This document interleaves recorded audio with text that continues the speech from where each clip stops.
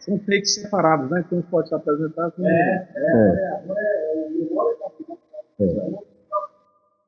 E não precisa ser dizer boa tarde. Ah, não, né? Não precisa não, porque a gente não está ao vivo, a gente vai editar, certo. né? Você muda sem necessariamente estabelecer o tempo, né? Vamos lá. Vou dar o sinal. Dando continuidade à memória fazendária cearense, em que estamos abordando o centenário da rede de postos fiscais da Secretaria da Fazenda do Estado do Ceará, convidamos para conversar também sobre esse tema nosso querido colega Pedro Júnior Nunes da Silva. Pedro Júnior, como foi seu ingresso na Secretaria da Fazenda do Estado do Ceará e o que você fazia antes de entrar na CEFAM? Lanilton, Lagesso, prazer. Bem, o meu ingresso na Secretaria da Fazenda se deu em 91, o curso foi em 89, né? 89. O curso foi em 89, Nosso realmente concurso. demorou a chamar, mas eu só ingressei em 91, em agosto de 91. No ano que se deu a greve? No ano que se deu a greve, exatamente. E eu me recordo muito bem que como eu venho da iniciativa privada, né? O meu primeiro emprego, como que pode chamar hoje ainda, né? Meu primeiro emprego foi na Adinel, que coincidentemente funciona ou funcionava ali próximo à Secretaria da Fazenda, ali por trás daquela autorizada Guaralto, que frente o Dragão do Mar. Então, galpões ali. Isso, exatamente. Então eu trabalhei ali, cheguei ali no meio de 79, foi quando eu iniciei, com 16 anos de idade, que nessa época a legislação permitia que o menor de idade tivesse carteira assinada. Hoje não permite mais, o médio permitia. Então no dia de sábado, às vezes a gente ia trabalhar dia de sábado, e a gente ia almoçar no Guanabara. Então eu comecei a frequentar o Guanabara, o restaurante Guanabara, antes de ser fazendário, porque a alçada era onde tinha para a gente se alimentar, era lá. Até que depois a empresa lá teve o seu refeitório. Então, assim, a minha entrada, no meu início economicamente ativo, chamado, né, do emprego, foi na iniciativa privada. E tive um período também concomitante como professor do Estado. Né? Fui professor do Estado de 82 a 91. A 91, porque depois, porque aí eu estava na iniciativa privada, mas eu podia exercer a função de professor no período da noite. Então, durante o dia a iniciativa privada e à noite a pública na escola. Mas quando eu ingressei na Secretaria da Fazenda, aí eu tive que pedir a demissão, né, a exoneração lá da Secretaria da Educação. Então eu tenho assim um misto, a minha iniciativa foi iniciativa privada, depois andei pela Manchete, né, a antiga TV Manchete, aqui em Fortaleza era uma filial mesmo, não era uma afiliada, é uma afiliada da TV Manchete, editoras Bloch, dos russos, né, dos irmãos Bloch, e era contato publicitário. Né? Então, quando um belo dia eu recebi um telegrama da Secretaria da Fazenda me convocando para se apresentar por conta do concurso. E então eu fiquei na dúvida se realmente iria ou não. Se era aquilo que eu queria. Por quê? Porque eu estava gostando muito da iniciativa privada. A emissora passava por um momento muito bom naquela época, um momento de Pantanal, e esse pessoal todo. Então, a gente conseguia, eu era contato publicitário, então eu conseguia vender muito espaço publicitário. No momento de Pantanal, vamos aqui esclarecer a novela Pantanal. Novela Pantanal. Então, e o faturamento, a gente faturava, por exemplo, o que a Fazenda estava pagando na época era mais ou menos a metade que eu recebia lá na TV Manchete. Então, isso fez com que eu pensasse duas vezes se sairia ou não. Aí um colega meu disse, rapaz, é melhor você ir, porque isso aqui é empresa privada, é empresa de judeu, o Urdu já está mais para lá do que para cá, então esse cenário é hoje, né, pode não ser amanhã, então eu no seu lugar iria.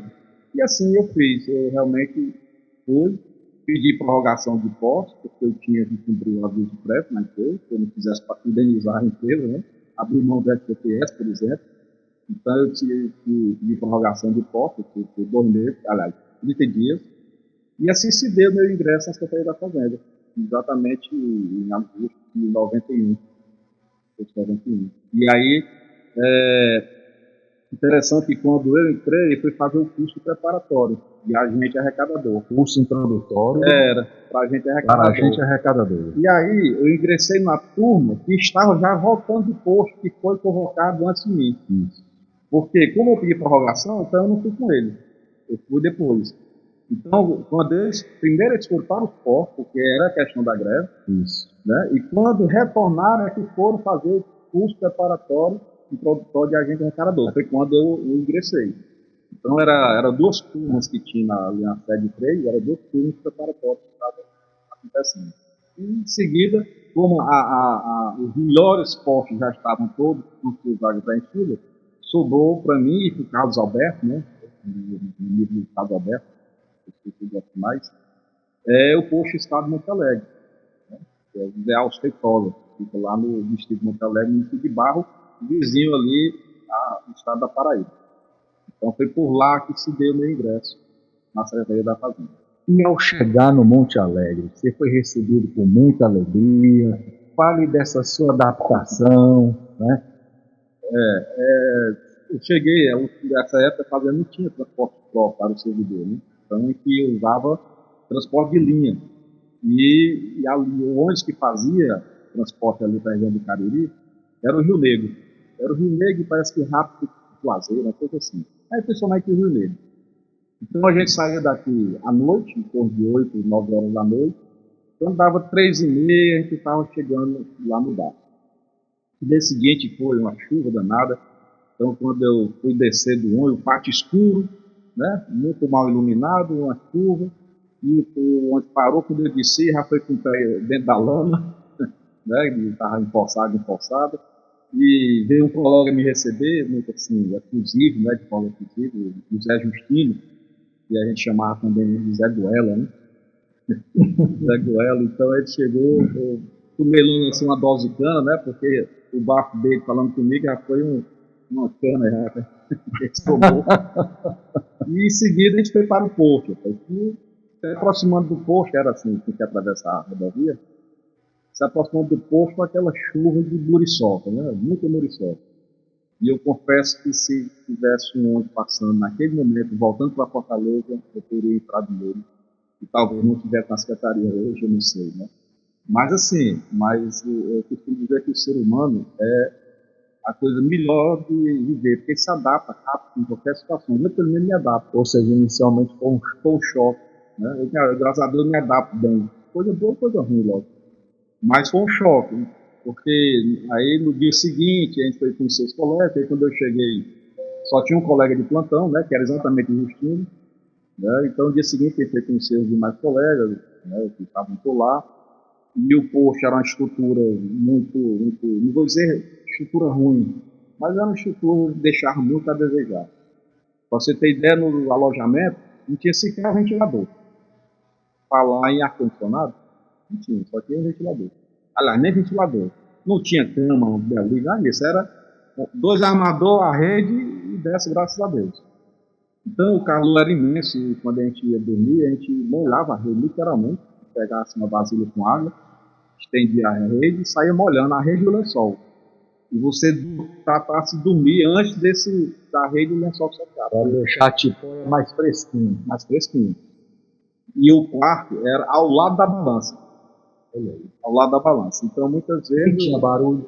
Então, quando o pessoal botava o caminhão na balança, aqueles freios que o pessoal de caminhão dá, era servir como uma sirene no ouvido da gente. Despertava sempre.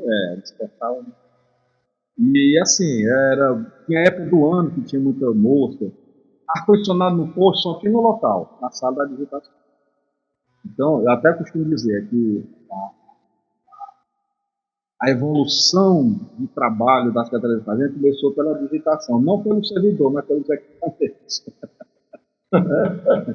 Porque os equipamentos precisavam operar no ambiente refrigerado, no ambiente de clima frio. O servidor não, o servidor podia ficar no calor. Mas depois, graças a Deus, isso foi mudando. Quanto tempo você esteve lá em Monte Alegre? De lá você foi para onde? Em Monte Alegre eu fiquei fiquei em torno de um ano em Monte Alegre. E posteriormente eu fui para Penaforte. Eu fui para Penaforte e quem veio me substituir em Monte Alegre foi o nosso querido amigo Paulo Rossano. Paulo Rossano era do Penaforte, plantonista do Penaforte, e veio para Monte Alegre como administrador. Eu era plantonista do Penaforte e fui para o... Aliás, era plantonista em Monte Alegre e fui como plantonista para o Penaforte. Certo? Então lá peguei uma turma muito boa e na época que eu cheguei, assim, com uns 3 ou 4 meses, um colega nosso que era administrador juntamente com a Bíblia, nessa época só existia 2 turmas, A e B, né, que era 7 por 7, isso.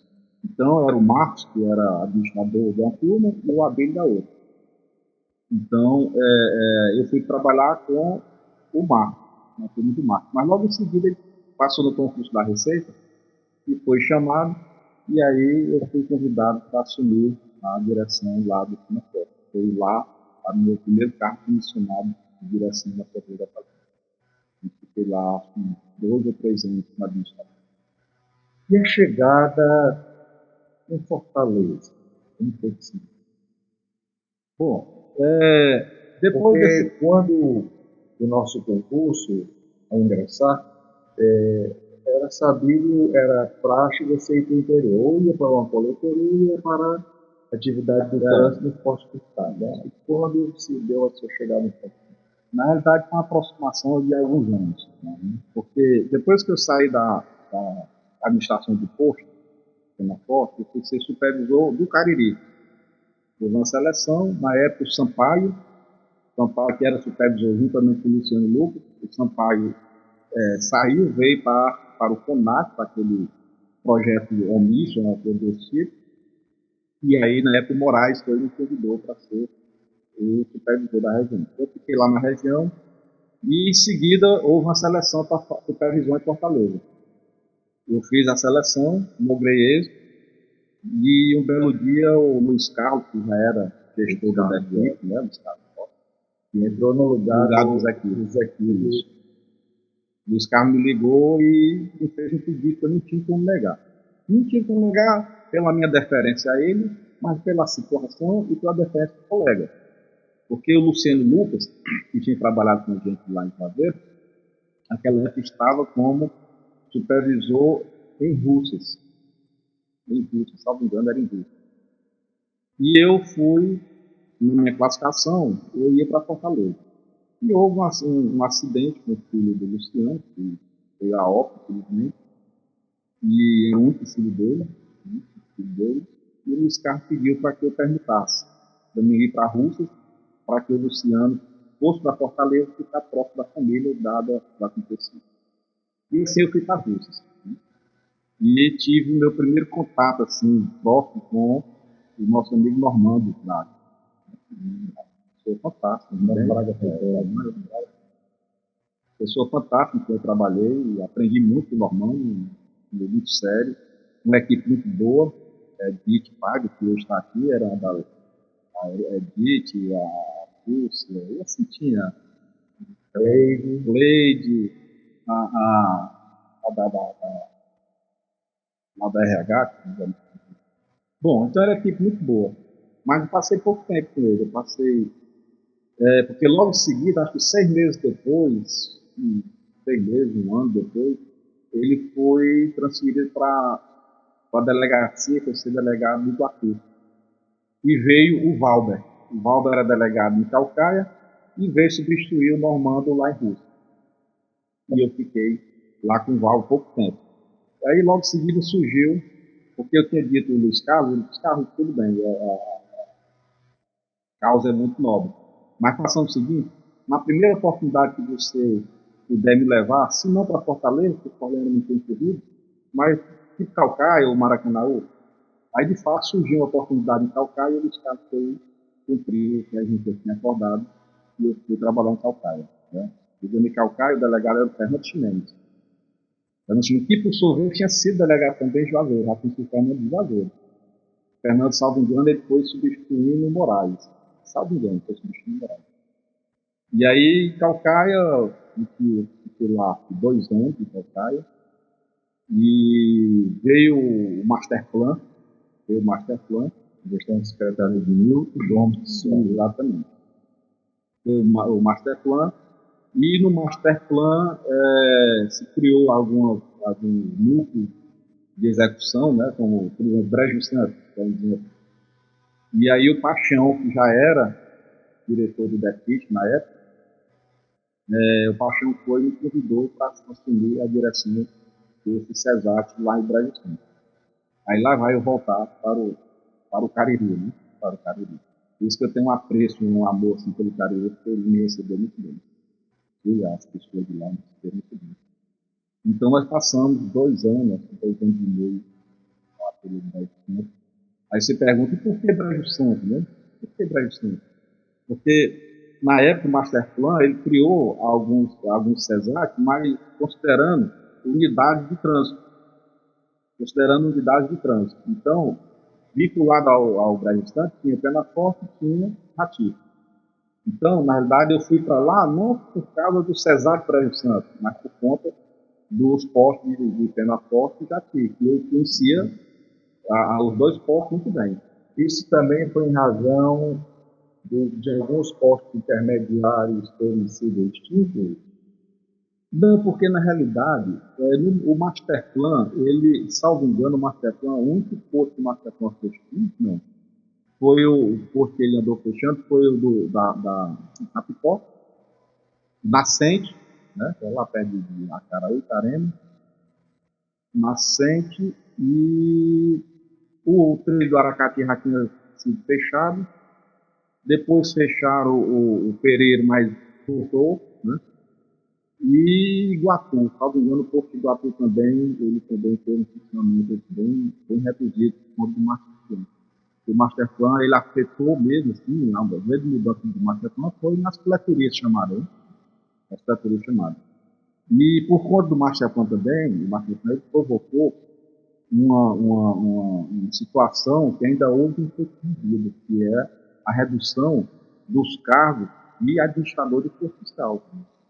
Né? Então, na época, se foi dito, olha, não vamos deixar posto sem administrador, e posto com administrador já é difícil, mas não são. Aí foi dito, não é porque o nosso pessoal, eles auto se gerenciam, né? Eles sabem fazer, porque essa parte não vai não.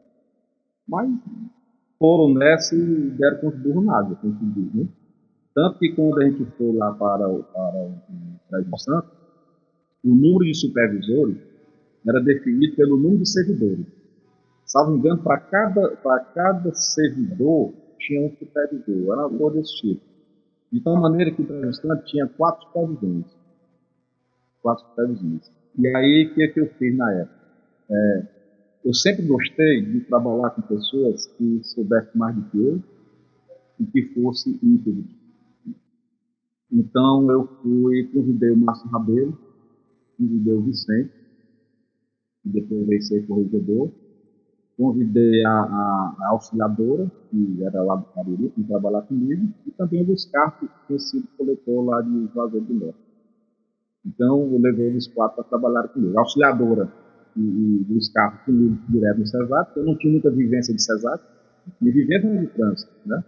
Então, eu precisava de alguém que conhecesse a rotina de um CESAT. E o Márcio Rabelo, juntamente com o Vicente, a gente colocou eles, concordou em colocar ele para ser o supervisor mais dentro do posto. Não seria aquele supervisor de campo, aquela coisa, não, ele supervisor dentro do posto. Então eles assumiram o papel de administrador, não foi o supervisor de utilizar volante. Não. Eles cumpriram o plantão dele totalmente dentro do posto.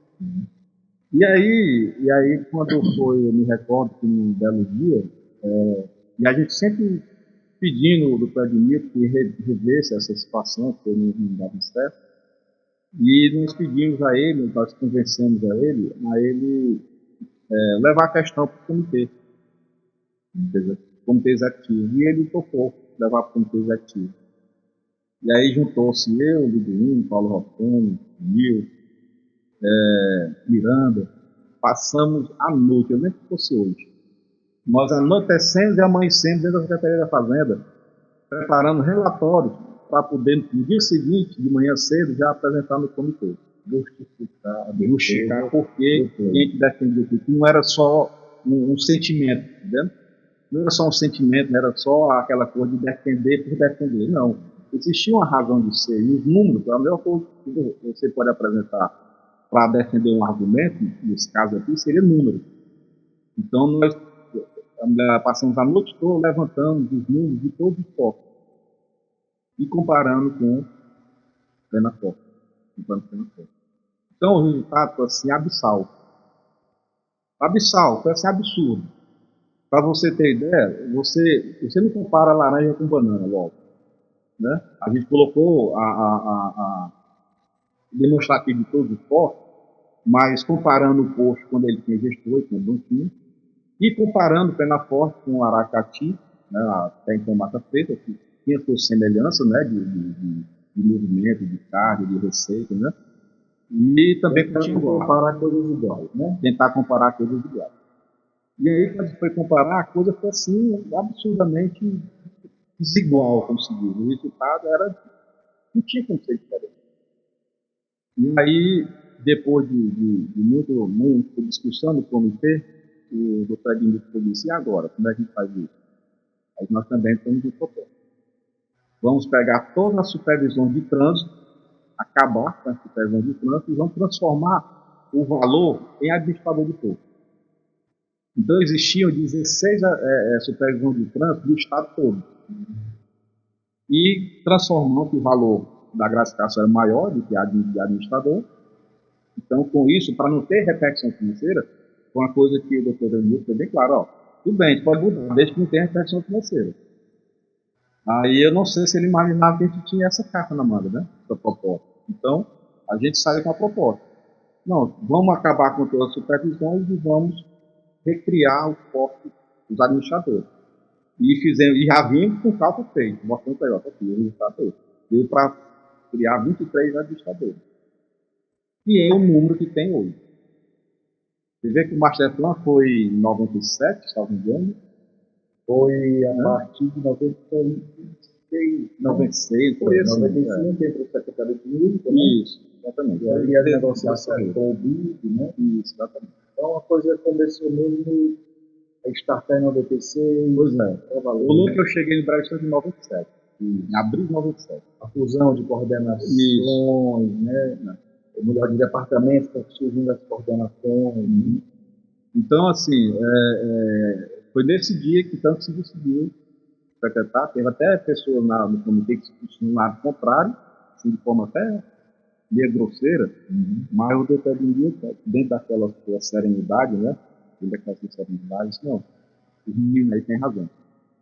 Vamos implementar. Na época, eu não me recordo quem era, não sei se era, acho que era a conselheira, a Soraya, viu? Era a Soraya na época, depois virou para a Soraya, era implementar e assim de bem. E assim foram retomados 23 cargos de administradores. E quando veio ao plantão, já tinha um plantão de 3 dias, né? Só os administradores, só o Márcio e o Vicente trabalhavam 7/7, mas a turma mesmo já trabalhava 5/10. Então, então a gente ficou realmente, algumas turmas a gente colocou 3 administradores só, mas tinha pouco um administrador de direito, né? Os outros 2 eram de fato, mas não eram de direito, né? Ou seja, não tinha o investimento legal de ser administrador. E a gente sempre alertando que isso era um risco. Isso era um risco. E eu me recordo que lá no Tianguá houve um sumiço lá de um material, aí foram imputar ao administrador. Aí disse, quem é administrador? Tem essa figura, espantado. Se o fato ocorreu numa turma onde não existia o administrador do direito, existia de fato, então quem é o administrador? Como você vai imputar a responsabilidade a quem não tinha a responsabilidade de assumir o destino? Então a gente tem essas situações, e aí eu fiquei muito animado com a fala do Fabrício naquele evento lá do Centro dos Postos Fiscais, onde ele falou lá, citou que o restante dos cargos de administrador vai ser implementado. salvo engano, 25, né? Acho que é mais ou menos isso. Eu diria, Milton, que faltou vontade política e administrativa, porque a gente via, nós temos um colega, o Mota, e ele tem por hábito ler o Diário Oficial todo dia. Então, todo dia ele chegava para mim e falava: rapaz, o pessoal não resolve a situação daqui, mas está aqui. Criaram cargos ali. Então, foram criados diversos cargos. Então, não era questão estrutural, não era questão econômica, não era questão financeira. Era questão política, vontade, falta de vontade política e administrativa. A impressão que eu dava é que cada reunião que a gente saía certo de que iria ser criado o cargo, alguém vinha por trás e tirava a ideia da execução. Mas, graças a Deus, agora o Fabrício anunciou que vai resolver e a gente espera que realmente resolva. Eu não consigo visualizar unidade nenhuma onde trabalham pessoas sem ter alguém gerenciando. A iniciativa privada não tem esse ambiente. Né? Por que o público ia ter? Né? Por quê? Então, eu não vejo dessa forma. Se você quer um ambiente produtivo, de certa forma funcionando, então tem que ter alguém ali para poder colocar carro no trilho. Né? Isso não é ajudando. Para estar exatamente. Pedro Júnior, dentro desse cenário que a Cefaz completou agora, no dia 31 de outubro, 100 anos de criação dos postos fiscais. Né? Os postos fiscais que foram criados pela Lei 2221, em 31 de outubro de 1924. E dentro desse recorte do centenário de criação dos postos fiscais, a instituição completou também esse ano, em 26 de setembro, 188 anos, 2 anos, 190. Você passou quanto tempo à frente, né, da coordenação, da fiscalização, essa atividade, né, fiscalização de trânsito de mercadoria, né, que você assumiu na esteira do Paixão? O Paixão era vice-presidente do CONAC. Na realidade, o que eu estou com ele? Quando o Paixão foi para o CONAC, e eu salvo engano, o Paixão foi o último gestor de trânsito, salvo engano. Ele foi para o CONAC, a atividade, a coordenação de mercadoria em trânsito, ela foi extinta e as atividades foram incorporadas pela coordenação de fiscalização. E aí era fiscalização de estabelecimento e fiscalização de trânsito. E, salvo engano, era o Manuel Marcelo, que assumiu isso aí, e depois o Agimiro. Com a chegada do Dr. José Maria Mendes, então se resolveram recriar, vamos assim chamar, retomar a coordenação de trânsito, que tinha sido extinta, né, tinha sido acabada. Eu acho que a função existia, mas não existia ocupante para ela. Então foi quando eu me fui surpreendido, inclusive, né, com o convite para assumir essa coordenação. Então eu fiquei lá na coordenação de setembro de 2003 até fevereiro de 2020. Então você ficou nas gestões secretário de Maria Mendes, e na sequência as 3 gestões Mauro Filho, né, do secretário Mauro Filho, né, onde o sub era o João Marcos Neto. Isso, exatamente. Peguei Zé Maria Mendes, onde o sub era o saudoso Alfredo Branco, exatamente, muito bom, dirigi com ele, aprendi muito, coração novo. E depois veio, então, com a eleição do governador Cid Gomes, aí veio a gestão do deputado Mauro Filho, né? Eu lá fez gestão, 2 por si e 1 com a família. E nesse período todo, o João Marcos era o secretário adjunto. Esses 3, inclusive, o João Marcos chegou a assumir como secretário efetivo, porque o Mauro Filho teve que sair para ser candidato, para ser referente. E o João Marcos ficou como secretário efetivo. Foi em 2018, né, que ele ficou mais ou menos isso. E salvo, assim, se eu não estou enganado, foi o primeiro servidor que chegou ao cargo de secretário da Fazenda. Acho que foi o Gilmar. E com a saída posteriormente, o Mauro Filho saiu e veio a Fernanda, né? Já tinham, outros fazendários já tinham passado, mas no tempo que o João Marcos ficou. Era, né? Eu pensei que ele tinha sido o primeiro fazendário realmente efetivo, assim, que eu tinha tido ninguém. E depois veio a Fernanda, né? Aí foi quando eu passei acho que uns 6 meses com a Fernanda, e agora eu vou cuidar de mim. E aí eu comecei a resolver me aposentar em fevereiro de 2020. Dá uma pausa aí. Quer que eu faça isso? Não, eu tô. Toma um copo d'água bem rápido aí.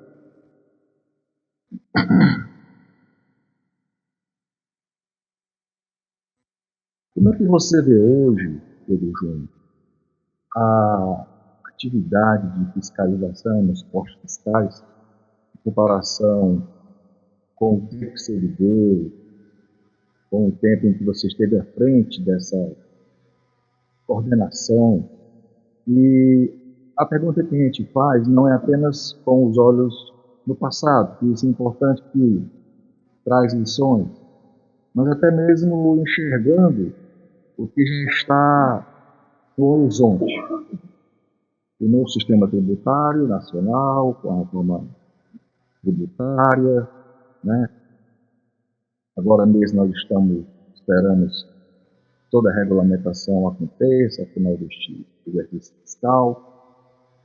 Como é que você faz essa comparação do tempo que você viveu, né, na atividade e as perspectivas? Olha, o Titã tem uma música que ele diz que a televisão lhe deixou burro demais, né? A televisão lhe deixou muito burro, né? Então eu costumo dizer o seguinte, que a gente praticou um pouco isso aí. Porque na época que eu trabalhava no imposto fiscal, que era o Cometa, o imposto era calculado na mão. Então você sabia calcular um imposto. Você com a calculadorazinha ali, você sabia as regras para calcular. E essas regras de cálculo foram se modificando tanto, que aí veio o Citran, onde o Citran hoje calcula tudo, né? Então hoje, se você chamar um colega fiscal para calcular na muñeca o imposto, provavelmente ele não recebeu. Provavelmente. Por quê? Porque faltou o hábito de fazer aquele cotidiano de fazer aquela coisa. Todo mundo ele vai fazer, cobrar um crédito. Mas é um mercadoria mesmo, diversas nuances. Não, o crédito aurífico, é isso, é aquilo, é em função do destino, em função da empresa que está comprando ou de quem está vendendo. Ou seja, são muitas nuances, muitas variáveis que foram acopladas à regra de cálculo, que hoje eu diria que não vou dizer impossível, porque nós temos colegas muito inteligentes, mas você calcular na mão hoje não dá, hoje você não anda. Então veio o Citran, e o Citran faz tudo isso assim, em piscar de olhos, né? E com qualidade de cobrança. E aí eu quero aqui aproveitar para enaltecer duas colegas fantásticas na criação do Citran, que é a Gisete e a Eliane.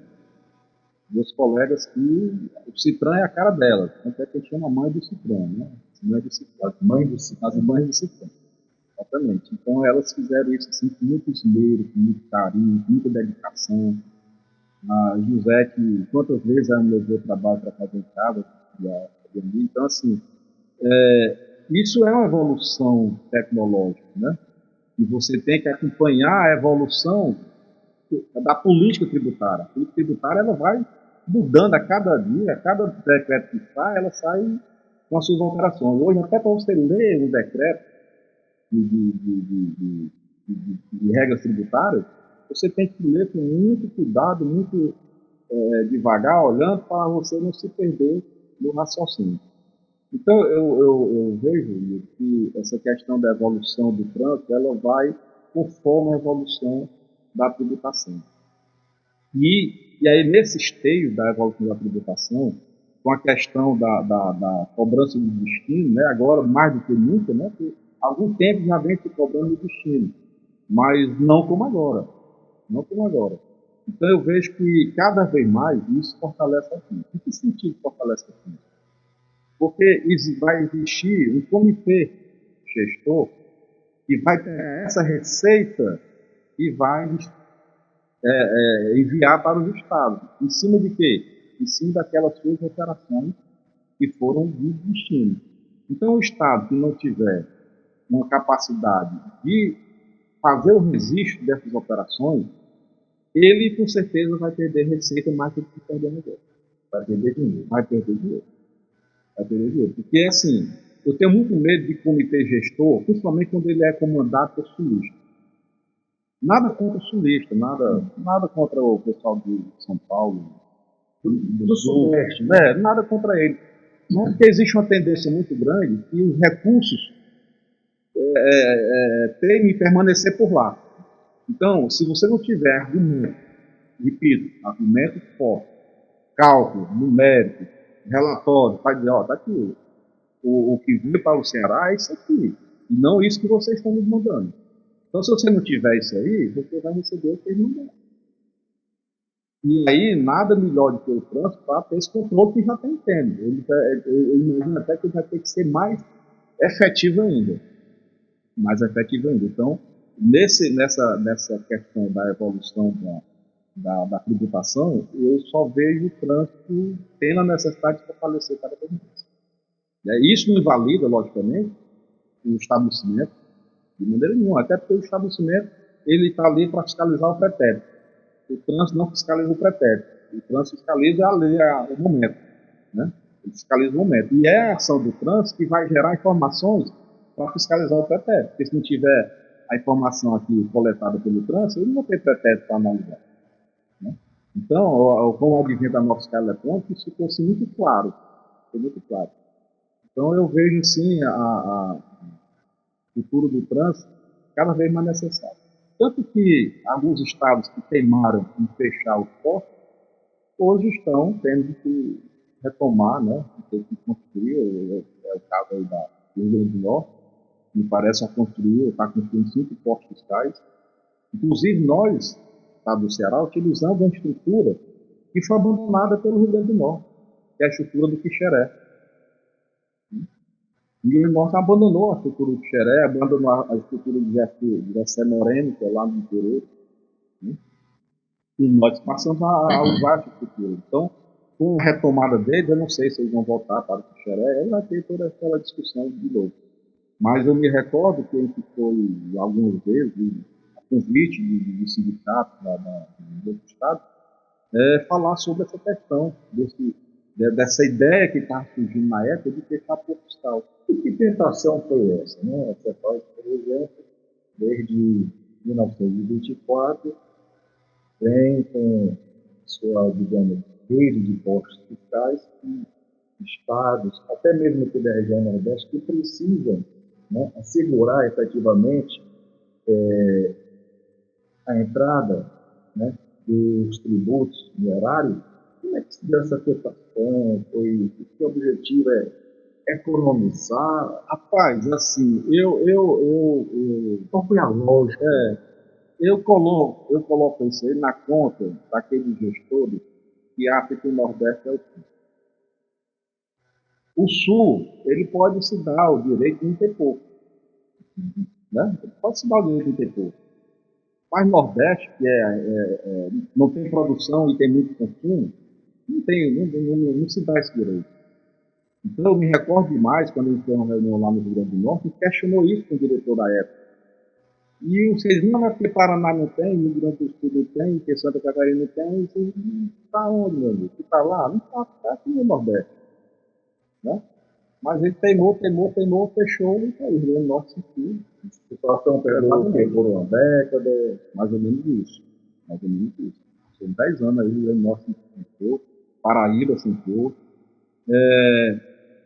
Me recordo que Alagoas também pensou em fechar, mas depois puxou o freio de mão, certo? Bahia pensou em não fechar, mas pensou em priorizar, né?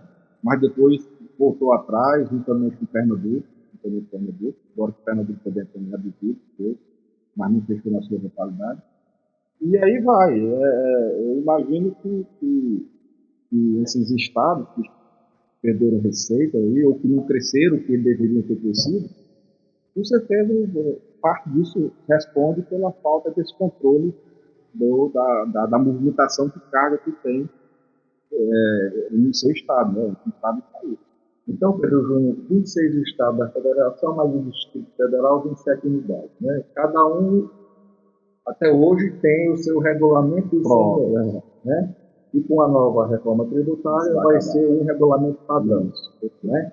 Isso, na sua opinião, vai facilitar para atividades postos fiscais, porque justamente lá nos postos fiscais, muitas situações que você tem que, digamos assim, dar um veredito, né? Tomar uma decisão e não pode fugir do regulamento.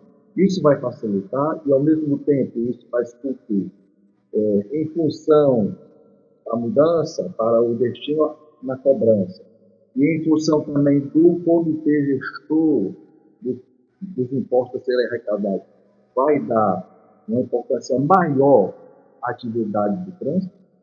Olha, a questão da legislação, eu só vejo ganha-ganha. Não tem assim um ganha-perde. Ou um perde-perde, é um ganha-ganha. Quem é que ganha? Ganha principalmente as empresas, né?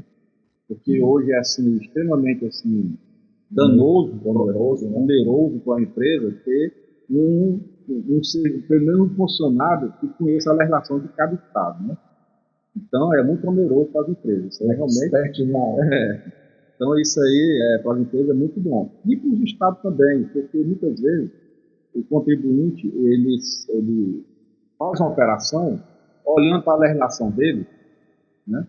Sem observar que a legislação do destino é diferente. Então é tipo aquela coisa da pegadinha, né? Ele agiu de boa fé em relação à origem dele lá, que é a legislação dele, mas ele caiu aqui que é a legislação do Estado destinatário. Então daí que vem a questão das autuações, né? Então eu imagino que se ganha muito, até porque os estados eles passarão, os servidores estaduais da área da fazendária, eles.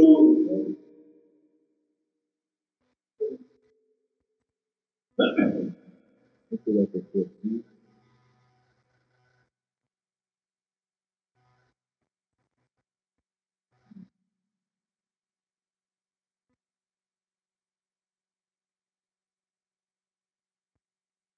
E com isso, o servidor fazendário ele passa a conversar, vamos dizer assim, uma mesma linguagem com os colegas de outros estados, porque a legislação vai ser a mesma, praticamente. Algumas coisinhas peculiares de cada estado, mas não como é hoje. Né? Então vai facilitar muito esse diálogo do próprio fisco por fisco. Né? Estado com Pernambuco, Estado com Ceará com Rio Grande do Norte, Ceará com Rio Grande do Sul, porque os termos de legislação vai estar ali parametrizados, vamos assim chamar. Né? Existe uma linha dorsal ali que vai amparar todas as ações. Então eu acho que eu entendo que essa reforma desse aspecto é muito difícil. E o empresário ele tem que estar abraçando isso aí com muita vontade, porque eu diria que um dos maiores beneficiados nesse aspecto de questão de custo operacional, para ele é muito bom. Ele é muito bom, porque vai diminuir. E para a fazenda é bom porque, como eu falei, o linguajar vai ser semelhante entre os fiscos, né? Vai pensar de forma em termo operacional, de forma mais igualitária. Para melhor compreensão de quem nos acompanha, de quem nos assiste, ainda sobre o comitê gestor, que até que nós falamos, né? Ele interfere na autonomia das políticas dos estados, no sentido da educação. E outra coisa, hoje, né, pelo modelo que se pratica, o Estado já tem uma ideia do que entra diretamente no foco, vamos dizer assim. E com o comitê gestor, continua caindo no nosso cofre, ou vai para outro cofre, e depois há uma espécie de repartição, ou ele vai servir para compensar, até porque eu me lembro aqui da história da Lei Candir, que não foi uma coisa muito feliz, né? Ainda hoje a Lei Candir, para muitos estados, é um problema não foi resolvido de feito, né? Então, assim, essa questão do comitê gestor, né? Entre a teoria e a prática, vai ser uma coisa boa realmente para os estados, ou era melhor que ele não tivesse sido criado? Olha, assim, se vai ser bom, a gente vai saber quando ele começar a funcionar. O tempo que vai vir. Porque até agora o que nós temos é a teoria, né? Nós temos a teoria. Nós temos exemplos passados que não foram muito satisfatórios, né? Mas eu quero crer que esse comitê gestor, dado a sua importância dentro do contexto tributário para todos os estados, ele vai funcionar de forma bem isenta. Pelo menos deverá funcionar de forma isenta, né? Essa é a proposta. Essa é a proposta, de forma isenta. Porque algumas receitas, o comitê é que vai fazer a distribuição conforme os registros das operações. Então, os estados vão mandar seus representantes para esse comitê, e esses representantes têm que estar bem antenados, né, bem atentos, né, bem subsidiados de informação, para que ele possa realmente desenvolver sua atividade lá dentro, em defesa do seu estado. Porque é natural, é natural. Se eu sou um representante do Paraná, eu vou puxar para o Paraná, né? Se o representante do Ceará não tiver um argumento para contrapor o que eu estou dizendo ali, em termos de receita, eu vou acabar, o Ceará vai acabar perdendo receita. Então, por isso que eu acho importante que se tenha esses registros de operações, para que a gente possa realmente fazer a divisão como é para ser. Né? Então, como a arrecadação passa a ser nordestina, continua o nosso dinheiro, digamos assim, entrando no nosso foco. Isso, exatamente. Mas tem algumas situações que vão se resolver em nível do comitê. Em nível do comitê. Perfeitamente. Pedro Júnior, frente você que passou todo esse tempo coordenando, né, fiscalização de trânsito de mercadorias no estado do Ceará, qual foi assim, o grande desafio que você viveu e que você não deseja que esse desafio continue ou se ele ainda está continuando? Por exemplo, a questão da estrutura, né, do esporte, a questão da modernização. Qual foi assim, um grande desafio que você viveu, que você não conseguiu deixar resolvido, né, e que a coisa ainda possa estar perdurando, e que isso precisa ser resolvido, inclusive pelo advento do novo sistema tributário, né, da nova reforma que vai entrar em prática, com todas essas mudanças, e embora se tenha aí uma transição longa, né, mas é bom que a gente se previna para não ter perda de receita, né? Bom, nesses 17 anos, né? 17 anos, de novela. Quase que o filho fica de maior, né? A gente teve vários desafios. Eu diria que o desafio de mudar, acompanhar a tecnologia, foi um grande desafio, mas um desafio que eu particularmente entendo que foi alcançado. Nós conseguimos superar esse desafio. A gente faz as coisas sozinho? Não. A gente faz as coisas com equipe. E a equipe que nos auxiliava nessa demanda, nesse desafio, é a equipe juíza, é a equipe dedicada. Né? Então, assim, agora, aquilo que eu saí assim de forma meio que, não vou dizer traumatizada, mas entendendo que deixei a desejar. Essa questão dos administradores. Porque tinha um crítico todo e, poxa, você passa 17 anos e não consegue resolver isso. Uma coisa simples, o que é 23, 25 cargos de administrador para o estado do Ceará.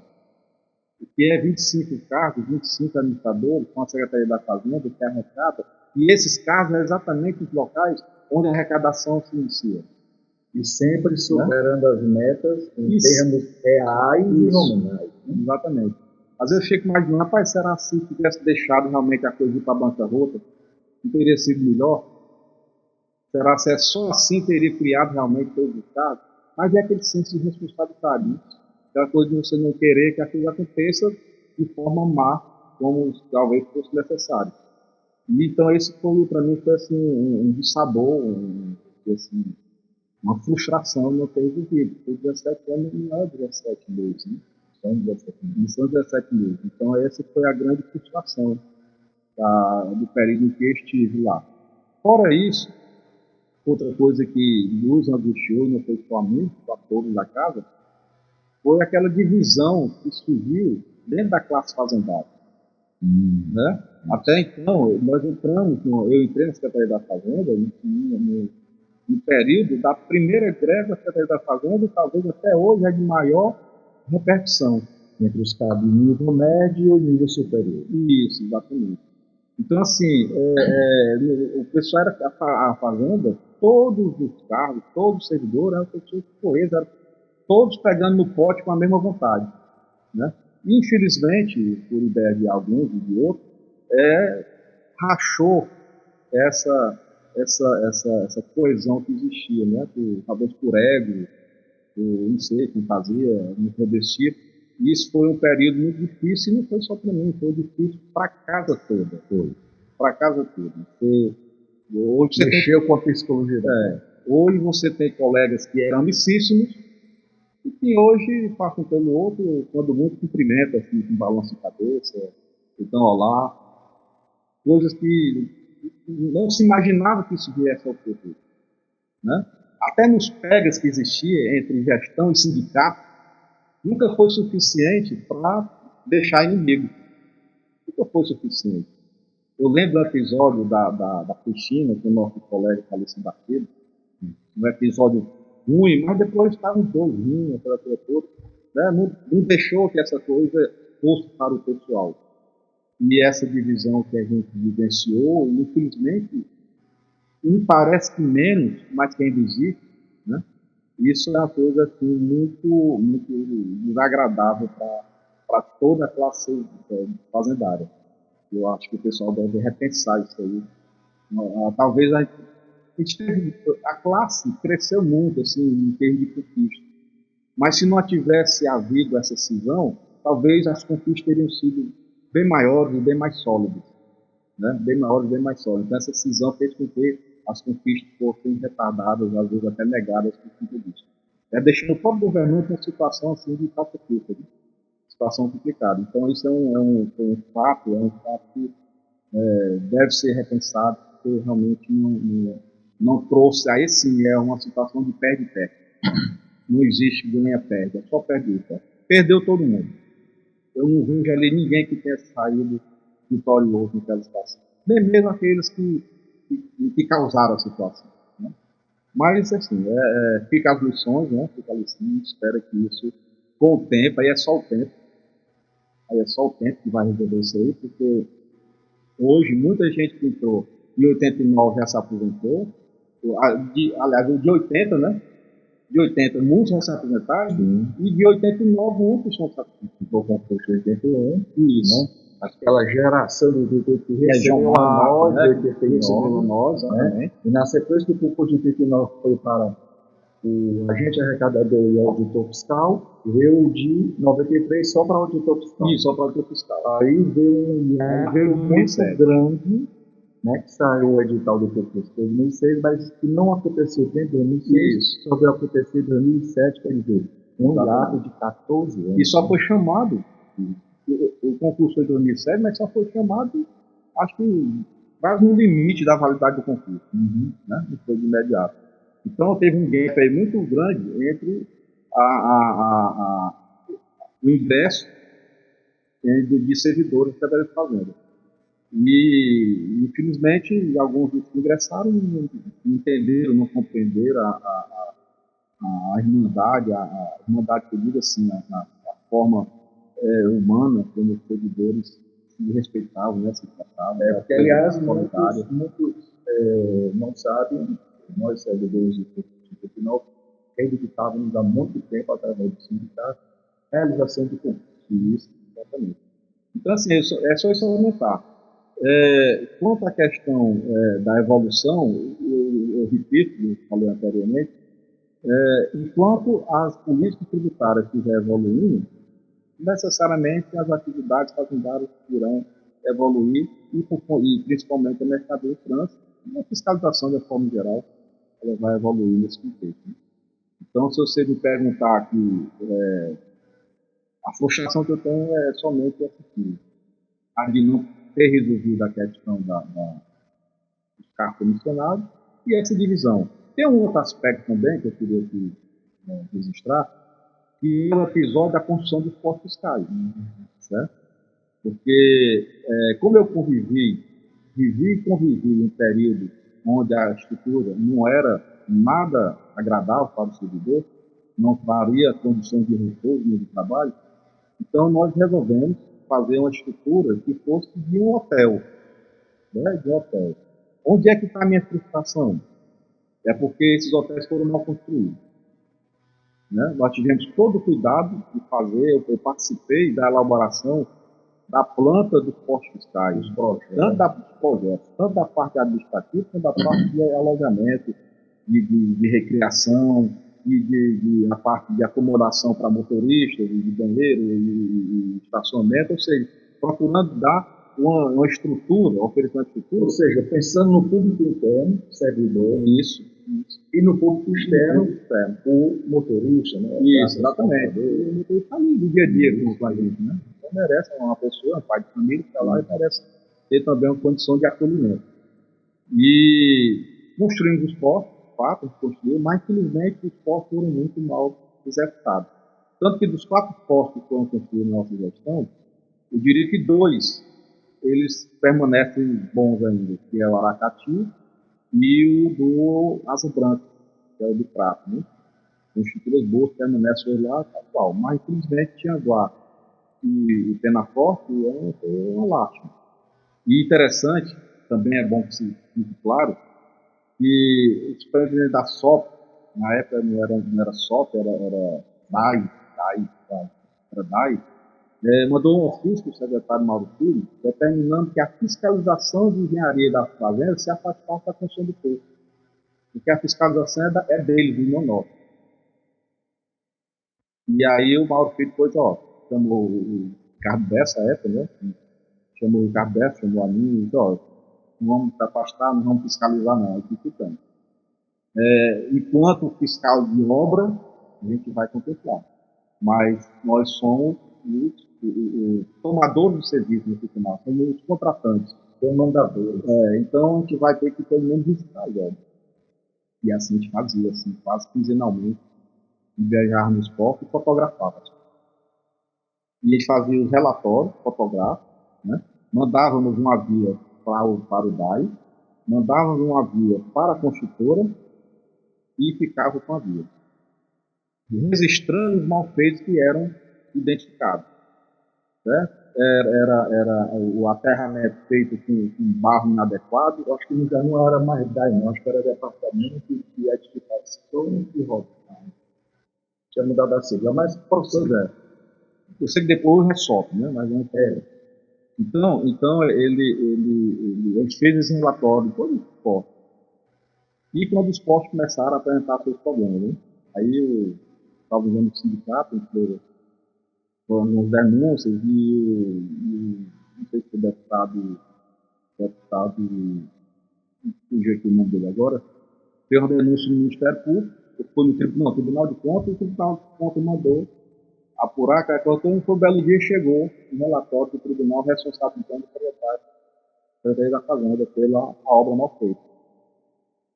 Aí foi que quem salvou o secretário da Fazenda foram os relatórios que nós fizemos, mostrando que nos relatórios, apesar de não ser fiscal da obra, porque lá, o órgão lá disse que não era para ser, mas nos relatórios já demonstrou que apontava quais eram as falhas que existiam e demos ciência a tudo isso ao órgão fiscalizador, demos ciência à construtora e também à secretaria. Então isso foi para o tribunal. Não fosse isso aí, provavelmente o secretário da Fazenda na época, o Mauro Filho, talvez tivesse recebido alguma coisa contra a sua gestão em relação a justamente, em relação a essas obras. Então, essa questão do posto é uma coisa que realmente me incomoda por isso, porque a gente teve a maior vontade de fazer a coisa correta e, infelizmente, por executar, não vê de forma decente, executado de forma decente. Mas, fora isso, e concluindo essa nossa conversa em torno dos 100 anos de impostos fiscais da Secretaria da Fazenda do Ceará, Pedro Júnior, você gostaria de acrescentar alguma coisa, os seus sentimentos, apesar do que você acaba de colocar, de que naquilo que dependia do alcance dos seus braços, das suas pernas, você cumpriu sua missão? Rapaz, ó, a Secretaria da Fazenda, eu sou muito grato a Deus, porque ele colocou a Secretaria da Fazenda no meu caminho, Isso está aqui, ó. Vou te dar aqui a oportunidade de você criar sua família. Eu já era casado quando ele fez a Secretaria da Fazenda, já tinha 2 filhos. Assim. Então, tudo que eu não vou dizer o que sou, porque o que a gente vem um pouco da herança, né? O que a gente nem sempre é o que a gente tem que traz de herança. Então, aquela expressão, a educação do Deus. Isso, exatamente. Então, graças também a Deus, eu tive uma boa herança de criação da questão da postura familiar, da postura ética, da moral, do valor, do amor à família, do respeito aos colegas. Então, isso sai de lá. Mas, assim, a fazenda me proporcionou dignidade, né? Poder criar minha família com dignidade. Né? Então, eu digo, certa feita, batendo embaixo do colégio, está envolvido com corrupção, eu disse para ele, rapaz, Deus te deu a oportunidade de você viver com dignidade e você o trai. Você não está traindo só a Deus, você está traindo a sua família. Porque se algum dia a polícia bater na sua porta, não é você que vai ficar envergonhado, não, é a sua família que vai ficar envergonhada, que não deu causa a isso aí. Então, assim, eu sou muito grato por ter feito. Muito, muito. Eu costumo dizer que a Secretaria da Fazenda deu tudo que Deus queria me dar. Né? Aquilo dentro da questão econômica, de formação. A Fazenda tem uma coisa que a Fazenda faz muito legal, que é a formação dos seus gestores. Né? Acho que poucas empresas privadas e muito poucas empresas públicas investem na formação dos seus gestores que uma fazenda pública. E isso, para mim, foi muito bom, porque dá para a gente um conhecimento além daquilo que sai daquela coisa do pessoal, né? Que vai para a questão profissional mesmo, e até a convivência com os demais. Né? Então, assim, aqui até me pergunta, se você um dia seria fazendário de novo? Seria, se Deus me der essa oportunidade. A última pergunta que eu... Era, né? Pois é. Pois se Deus me desse essa oportunidade, eu seria fazendário de novo. Uma certa feita, a gente foi, rádio depois apontado, passando ali em frente, a minha esposa também foi, com saudade? Se tem, saudade. Principalmente dos meus amigos. Eu tenho muitos amigos lá. E hoje eu vejo assim, com muita tristeza, quando eu vou lá na Secretaria da Fazenda, ali na CAP, e vejo assim, meio que deserto, sabe? Eu tinha assim, fim de feira, né? Nós passamos 17 anos acostumados ali, aquela coisa fervente, né? Ali, aquela efervescência, aquela dinâmica, aquela coisa, você vai lá hoje, você vê. Você vê o Zé Carlos, você vê o Jorge, você vê a Suzeli, o Mota, o Tasso, eu sei. Gabriel, né? Isso. Pois é. Então, assim, quando eu vejo, me dá essa tristeza, sabe? Porque é como se fosse assim um fim de feira. Mas a gente sabe que não é o fim, né? É só a modernidade que muda as coisas, né? Então, hoje, a cultura funcionando, só que de outra forma. E a gente tem que ter essa compreensão. E é uma geração da qual nós fizemos parte, né? Gerações que nos acolheram muito bem, com os quais nós interagimos bem. Nossa geração, uma boa parte já saiu, restam alguns, né, como eu, Gerson, e assim, parece que nós estamos realmente chegando no momento em que vamos, como geração de fazendários, passar, né, o bastão para a geração dos concursados e aprovados nos concursos de 2007, 2021, salvo engano, 2022. Então, Pedro Júnior, nós agradecemos todo esse momento muito rico, em que você veio realmente dignificar esse resgate em torno dos 100 anos dos postos fiscais da Secretaria da Fazenda do Estado do Ceará, dos quais você tem uma história muito bacana como gestor dessa atividade, uma posição de muita responsabilidade.